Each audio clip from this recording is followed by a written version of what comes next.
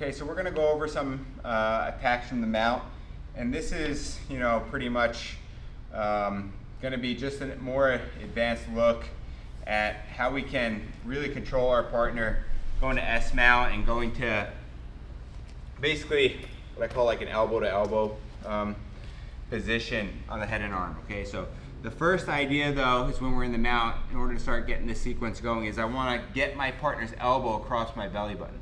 Now when I'm here, I can make a grip on the fabric and I want to bring him on the side. Now let's look at something. If Ivan goes more on his side, I'm in gift wrap territory where I'm thinking about taking his back, okay? So we're not dealing with an opponent who's voluntarily giving the back. Instead, he's wanting to stay flat, so I'm just isolating the arm. So I grab the fabric right underneath, and I'm just gonna throw it by and get my belly button behind his triceps here, like this. Once I'm here, you'll notice I start sprawling this side.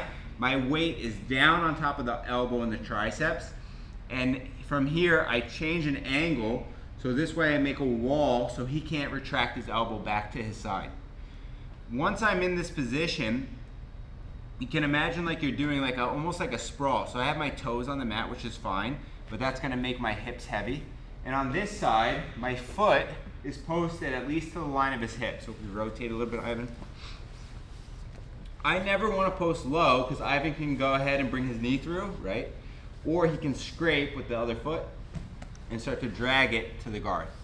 So when I'm here, if I post the line of his hips, he can't find it, right? And now I want to start to secure the position. Now there's two ways I can secure the position. I'm focused on the head. One is a cross face, like so, and my elbow can kind of come north a little bit. The other one, which is great for the gi for me, is my elbow coming here. So I would choose one over the other based on my partner's head position. If his head is not that stressed over here, it's kind of relaxed, okay, I would definitely prefer the cross face. If his head is glued to the ground, I can't get this underneath. Okay, now my elbow comes over here. Okay, for now we'll start with the cross face. Okay, and now from this position I'm going to pummel the hand. I'm going to get an underhook.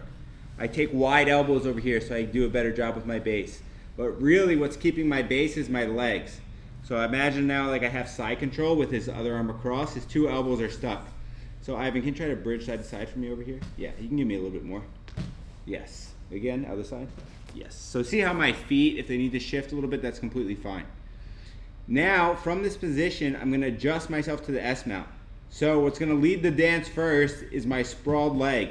My knee is going to drive up, and notice how my hip collects the elbow. Now from this position, I'm going to lift my partner's head up. This is so he can't bridge. I'll explain in a second. So I start to lift my partner's head up. I fold my foot underneath, and very important, I don't stop until I change the angle. Now I'm 90 degrees with my partner. My knee is underneath his neck. And then once again, I'm limiting the power of his bridge by doing that. So from here, we can have a look at the pressing armbar here. I make an X with my hands. I crunch my rib cage down. I apply the lock straight on the elbow.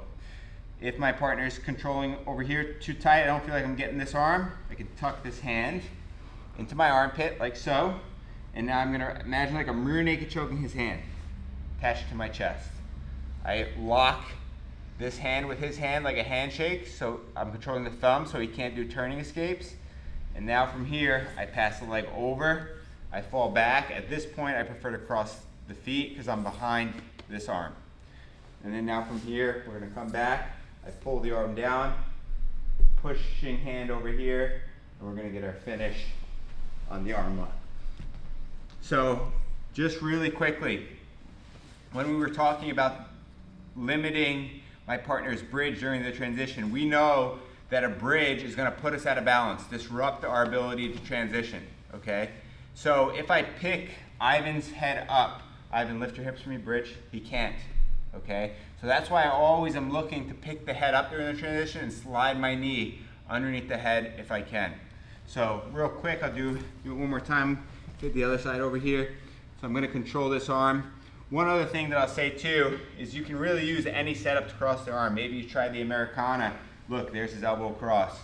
Maybe you do the cross choke over here and he's defending with two hands. Look, there's his elbow across. So other great setups, but for now, control that fabric or control that tricep over here. I throw him on the side, apply that sprawl in that kind of army crawl position. I step to the line of his hips. Now from here, I come underneath the arm and control the head, wide elbows, and I make sure I have a good base. I'm gonna start to slide this knee up, pick him up, step to the S mount, change the angle. Don't forget about that angle change. We wanna be 90 degrees. Can attack the arm 1, can tuck the arm in 2. Hug, control the hand. Now he can't lock his own hands to defend. And we're in a good position to go into our finish on that armbar.